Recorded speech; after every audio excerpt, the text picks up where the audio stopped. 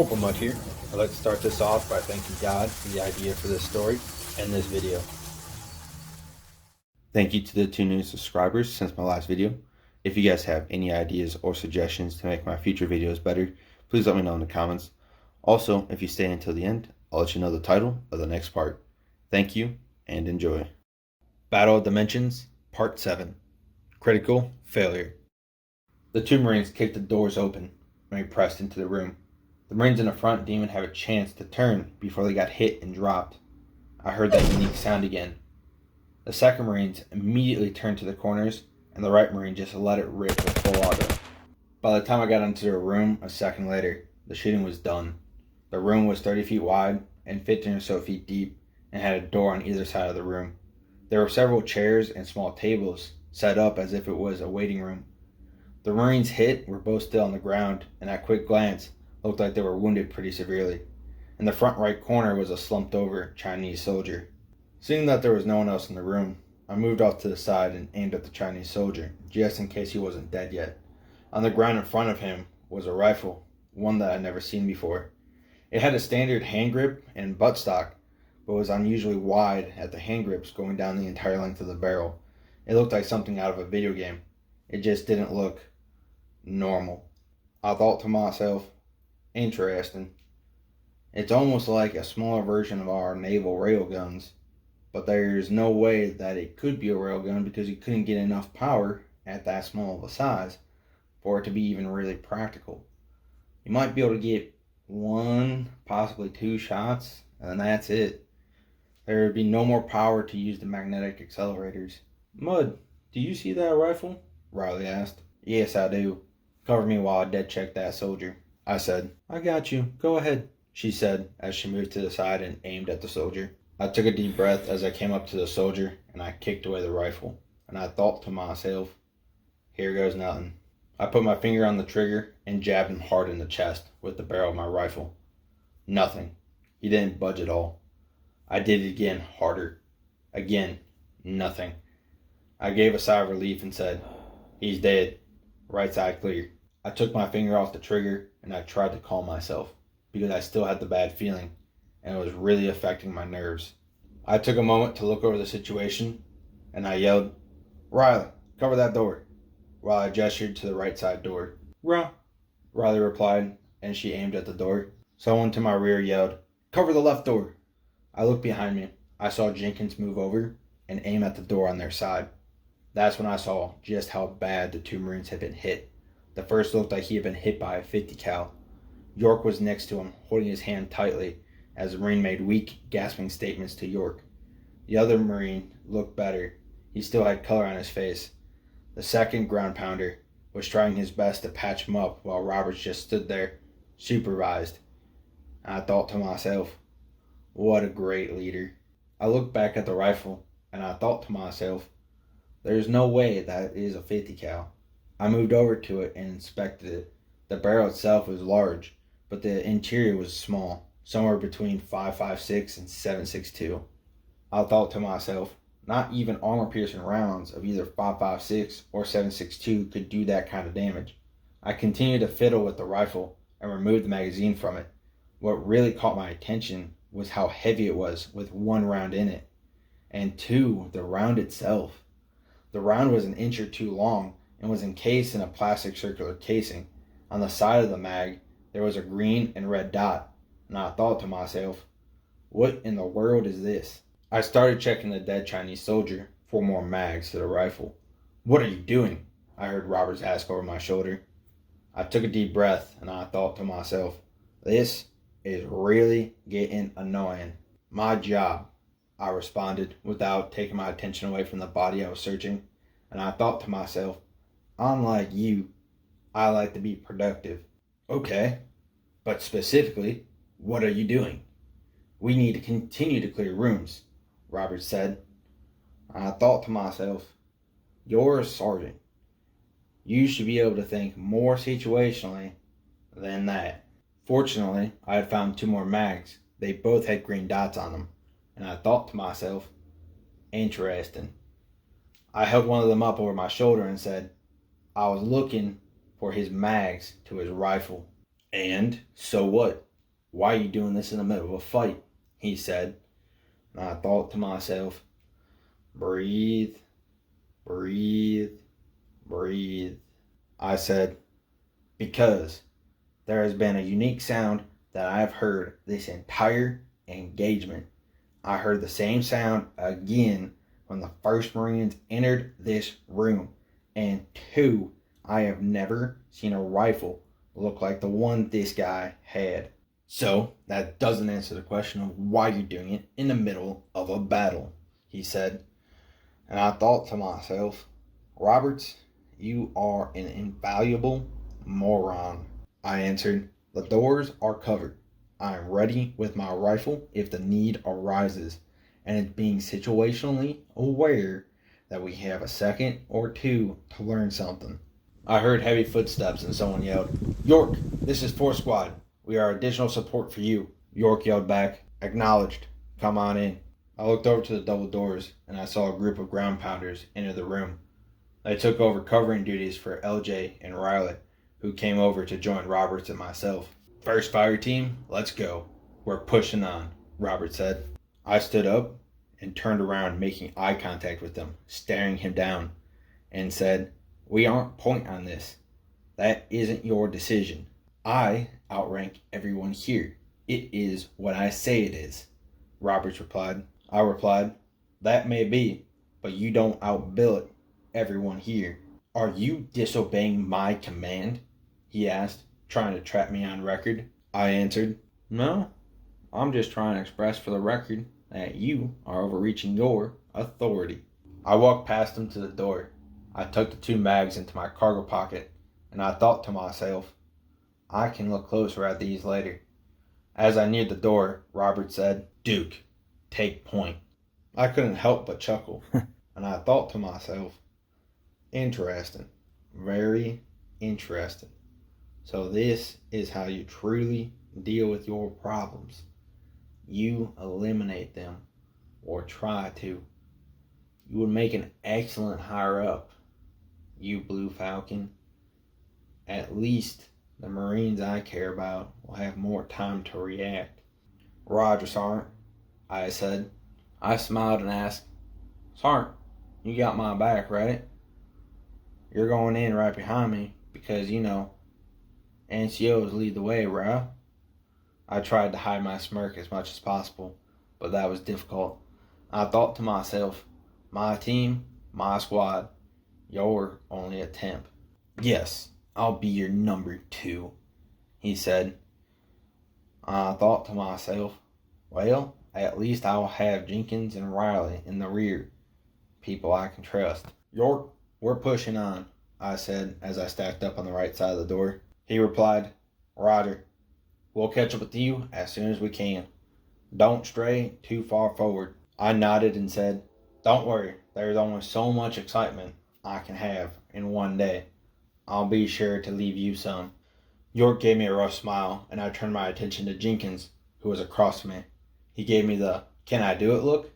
I shook my head no, and I thought to myself, not the time or place. Usually, I wouldn't have cared, but I wanted Robert's predatory targeting only focused on me and not on LJ. Jenkins would kick the door open once I let him know that I was ready to go. After I felt Robert squeeze my shoulder, I nodded to Jenkins, and Jenkins kicked the door open and backed off. And I thought, here we go. I raised my rifle and entered the room. As I entered the room, I checked the direct front. There was no one, so I quickly panned to the front right corner. There was also no one there, so I yelled, right side clear. Roberts yelled, left side clear. The room looked like an officer's room, maybe 15 by 15. There was another door on the right side of the back wall. There was also a computer desk, a bookshelf full of binders, plaque full of medals and awards, and on the desk there was a picture of the Chinese officer. And I thought to myself, some potentially good stuff here. High level. Stack up, let's go, I said as I got into position to the left of the door. I thought to myself, I don't like this. Where is everyone? This room looks like it's an important individual's office, and it doesn't even look like they tried to destroy it. LJ once again stood by the door, this time hand on the door handle, since it opened into our room and he couldn't kick it open. I felt the squeeze on my shoulder, and I nodded to Jenkins. He opened the door, and I turned into the doorway. I immediately realized it opened to a horizontal hallway that ended at the door. So I continued my turn to face down the steel gray hallway that turned left after only 20 feet. I yelled, "Hallway." My team replied, including Roberts. "Roger." Roberts came up next to me. Jenkins and Riley followed closely behind. Roberts and I walked weapons raised down the hall until it turned. Roberts got staged up on the wall, and I readied myself to pop the corner. Roberts said, "Ready." "Pop," I replied, and we both rounded the corner. There was another empty gray hallway. This one went down about 40 to 50 feet, then turned right. I was surprised at how big these hallways were. All of them were 8 to 10 feet wide, but there was no one here. My bad feeling grew worse. I thought to myself, either they are lacking personnel, had most of them outside, or we were about to get schwacked. As we approached the end of the hallway, I could feel my heart pounding in my chest and the gut feeling you get from anxiety and adrenaline. The lack of enemies was seriously worrying me. I staged up on the wall and said, "Ready." Robert said, "Pop." We rounded the corner, and I saw that this hallway was short, maybe 5 feet at most. It ultimately opened up to a 15 to 20 foot deep area that continued to the right out of our line of sight. My heart pounded in my chest like a hammer on a sword and anvil. I noticed my breathing had become more rapid, and I thought to myself, I don't like this layout. I staged on the wall and said, "Ready." As I waited for Roberts, I could hear him breathing fast, and I thought to myself, I wonder if he's nervous because of battle, or is he nervous because he's actually in a fighter's position as a number 2 man. Finally, Roberts said, "Pop." I hooked around the corner, stepping into the extra wide hallway or long room. I saw 40 or so feet away was a Chinese soldier aiming one of those weird rifles at me, and I thought, crap. I heard the round impact the concrete behind us, followed by the unique sound. Fortunately, neither of us had been hit by the shot. It felt as though time stopped, and everything froze. I pulled the trigger, and the time started to move, but very slowly. I can remember seeing the individual shells of the rounds I fired ejecting from the rifle, and I can remember the exact number of the rounds I shot too. 4. The Chinese soldier fell back, and everything went back to normal speed. I exhaled the breath I was holding. I heard Jenkins and Riley come up by us. I looked over to Roberts and said without thinking of who was next to me, "I got him covered. You check him." Roberts glared at me for several seconds, then said, "I will never take orders from you. Check him yourself." He turned around and started to walk away. I thought to myself, what? You are a coward. I was dumbstruck for a second. Then my anger kicked in. I turned around and started to follow Roberts for a few steps and yelled, "Where do you think you're going?" As soon as I had said that, I knew I had screwed up. I had turned my back on the enemy. Riley yelled, "Mud!" as she pushed me out of the way. My heart was in my throat, and everything happened in slow motion. I had started falling down when I heard the crack of the weird Chinese rifle. The round hit her on her left side and put her on her back. As I hit the deck, I saw Roberts run away. On the other hand, Jenkins raised his rifle and lit up the enemy. I didn't even bother rolling over. I just raised my rifle from my seated position and fired towards the soldier. After 10 or so combined rounds from myself and Jenkins, the Chinese soldier dropped the rifle and fell back. I quickly got up and yelled to Jenkins, "Cover me, I'm checking him." I ran down the hallway towards the soldier. I had no thought. I was just overcome with sheer anger. When I got next to him, I hit him as hard as I could in the chest with my rifle.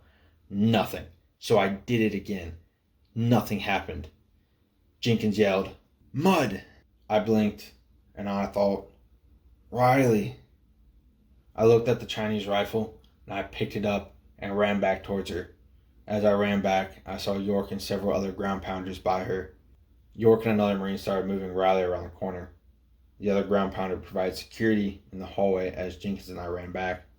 As we got around the corner, I saw York was on her right, injecting her with morphine, and I saw the wound she had on her left side. And I thought to myself, that's really, really bad. I knew right away she wasn't going to make it. And I thought to myself, Riley, it should have been me. Not you. Why'd you do that? Why? York motioned Jenkins to get over to him. Jenkins got down next to her and grabbed her right hand. I moved towards her, and York got up, grabbed me on the shoulder, and said, "We got you covered. She doesn't have long. I'm sorry, Mud." I nodded to him, and he patted my shoulder and moved into the hallway to pull security. I knelt down next to Riley, setting down the Chinese rifle and grabbing her left hand firmly and tightly. She looked at me and asked, "Are you okay?" "Yes," I said. Then I asked her, "Why did you do that?" "You look like you needed a guardian. I wasn't gonna let my dream come true and watch you die." "What dream?" I asked. Riley looked over to Jenkins and said, "I need you to tell him about it later." Jenkins nodded as tears ran down his cheek. Riley looked back at me and I said, while holding back my own tears, I'm sorry, Riley." She shook her head and said, "No, don't be. It was my choice." I replied, "But..." She interrupted me and said, I would do anything for my best friend. For you, Duke. For you." "So would I," I said. "I know you would, Duke. I know you would," she responded. She paused for a second, then tightened her grip on my hand. She picked her head up, looked over to Jenkins, then back at me. She said firmly and without a quiver in her voice, "I will see you on the other side. Semper Simul." Her head fell back. The Kevlar on her head made a thud on the ground, and her grip lessened in my hand. She gasped out in pain, and she went limp. That's when the tears hit me. I set her hand on her chest. Jenkins did the same, and I closed her eyes for the last time. I looked over to Jenkins, then back to Riley, and said, "Tail the other side. Semper Simul. And Semper Fidelis, sis." I looked down at my blood-covered camis. I was filled with so much anger, frustration, hate, and sadness all at once that I couldn't hold it in, so I yelled out in frustration, "Ah!" Jenkins and I stood up, wiping away our tears. I looked past the corner. York walked up to us and he asked, "Are you guys good?" Jenkins simply nodded. York looked at me and I said, "I want to wipe out every single one of these enemies we have here." Jenkins looked over to me, surprised and worried. He said, "Mud, this isn't you. You never look for vengeance like this." "I don't care. I want my revenge," I said. Jenkins went wide-eyed, and York nodded and said, "Well, we can help you get some, but let's get her taken care of first." I replied, "Agreed. Let's get to it." I thought to myself, I will make every last Chinese pay, and I will definitely make Roberts pay. Well, that's the end of part 7. Let me know what you guys think in the comments. The next part will be cost of failure. I'll be trying to get it out by next Monday. God bless you. Thank you. And this is Corporal Mud, out.